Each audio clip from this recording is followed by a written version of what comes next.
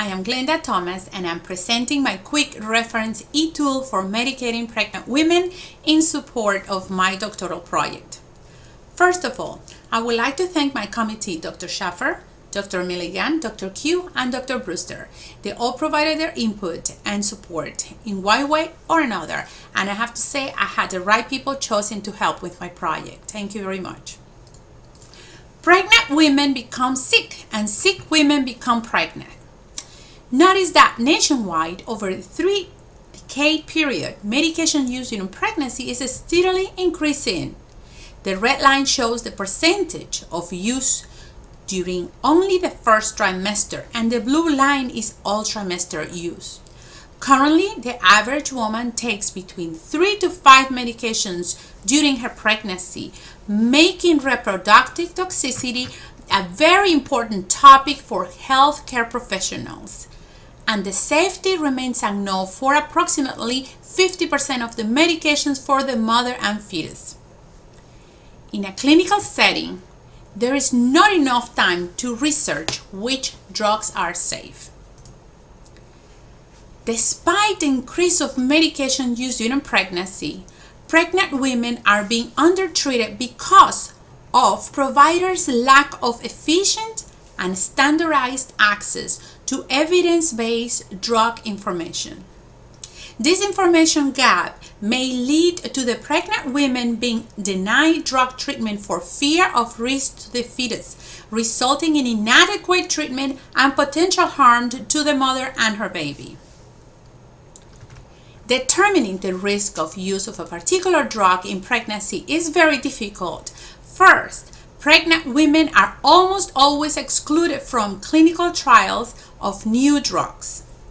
Studies are typically conducted in pregnant animals. However, teratogenicity is often species-specific, and meaning that animal data is not predictive of human risk. The all ABCDX labeling system has received much criticism and is often misleading.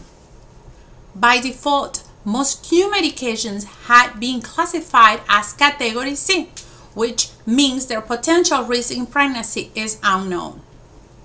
In July 2015, the FDA created a new drug labeling system rule that replaces the ABCDX with narrative addressing potential risk and benefits of treatment during pregnancy and lactation.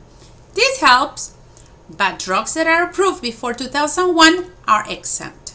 So, for example, many antibiotics won't have the new labels. In addition, this new label system will take years before we can see them on the package. This introducing even more ambiguity with the overlap of both labeling systems. Again, this takes time to interpret while you are in the room with the patient. How does this impact in practice? From the provider side, they must think not only about the intended subject, but also the unintended subject, the fetus, who is placed at a potential risk for a wide range of adverse effects. On the contrary, providers have to consider that untreated ailments could be more devastating than the drug itself, besides the risk that it could lead to a litigation problem. And from the patient side, anxiety about the potential teratogenic effect of medication may discourage women from adhering to beneficial treatment to the point that some women have even terminated their pregnancy. So, obtaining proper drug safety information is paramount.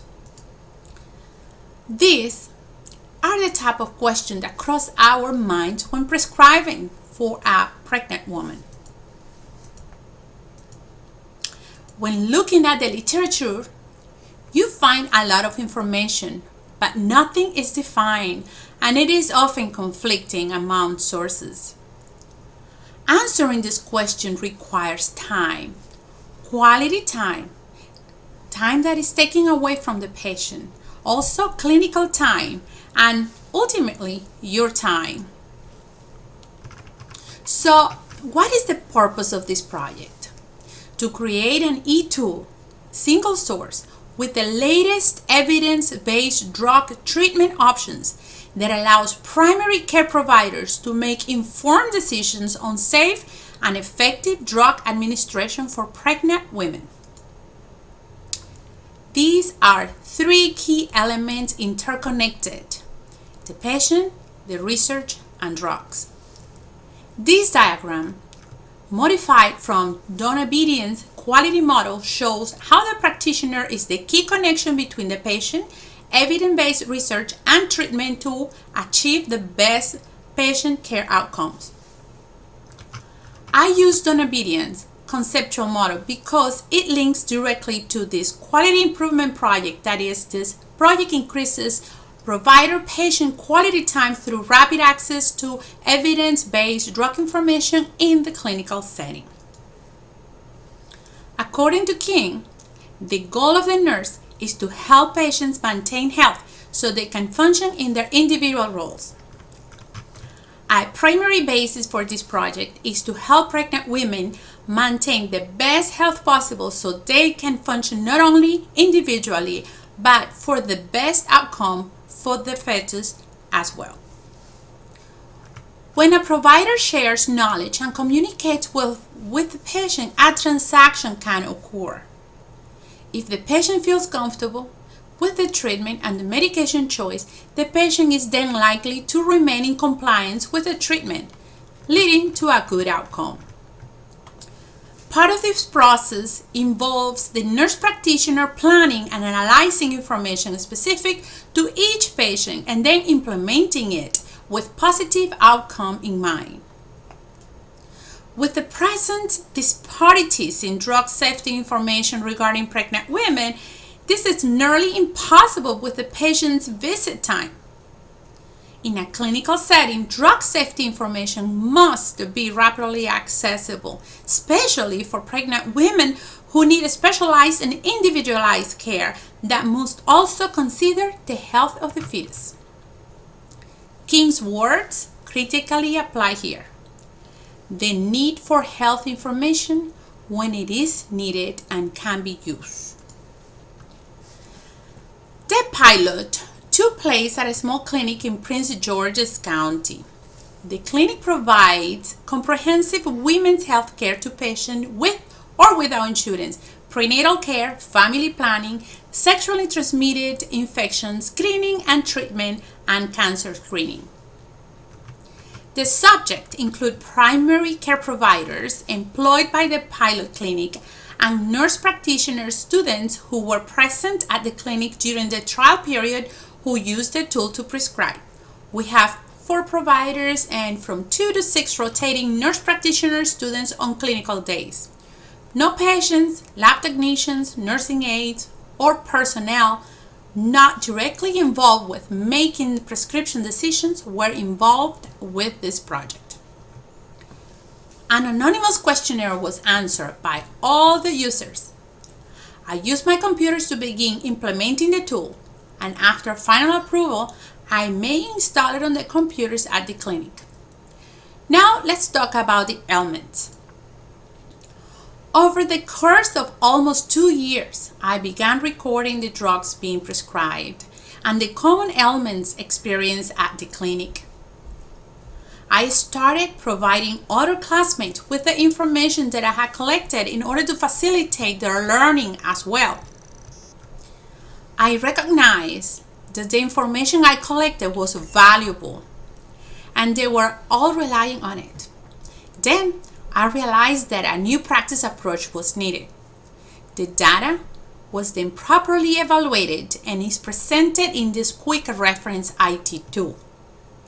The references used to build in this project include the latest edition of Brick's book, high level of evidence articles published within the last 5 years, and databases.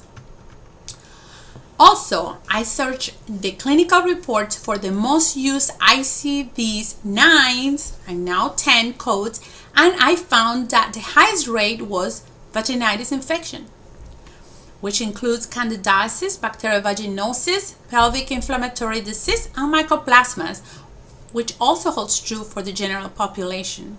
And this translated into the first page of my tool.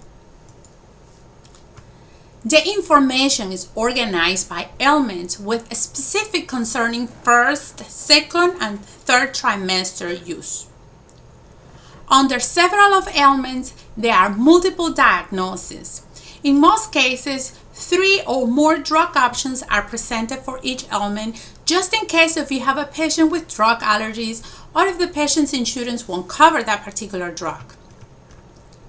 I also include a safety note, things that we should never miss, and the references are separated for each diagnosis. Let's look at an example. STI. I have 6 subdiagnoses under this ailment. So now we have the most common STI in the pilot clinic. Let's look at trichomoniasis.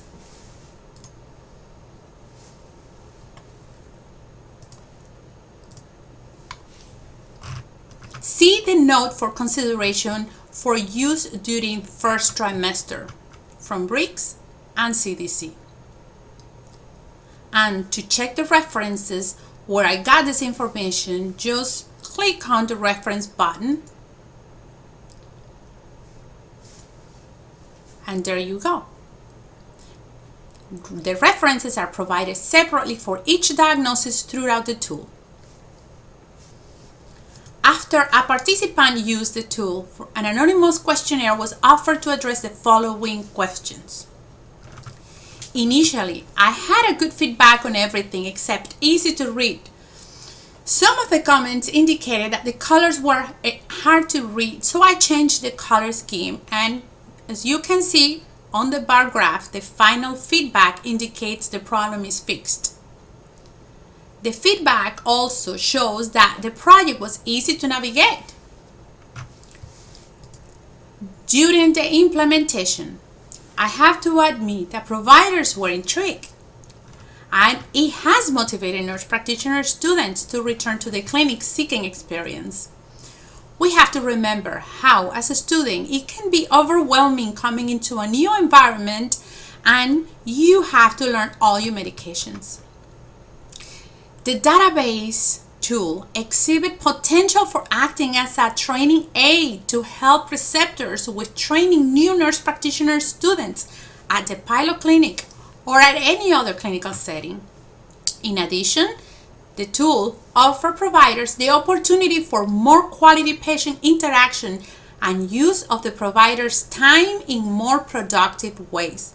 For example, to adequately educate patients on treatment options, which helps with medication compliance, or time for further screening, such as depression screening.